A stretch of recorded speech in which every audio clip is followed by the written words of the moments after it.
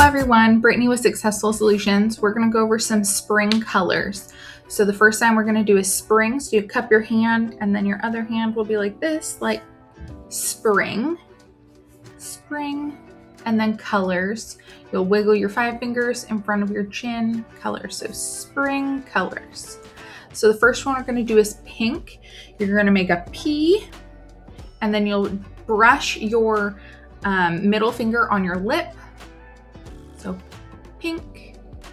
The next one we're gonna do is yellow. So you'll make a Y sign and then you'll just shake it. Yellow. Green, you're gonna make a G. So it'll look like this and then shake it. For purple, you're gonna make that P the same as the pink and then you'll put it down and shake it. And then the last one is blue. So you'll make a B and then you'll twist your hand. All right, let me know if you have any questions.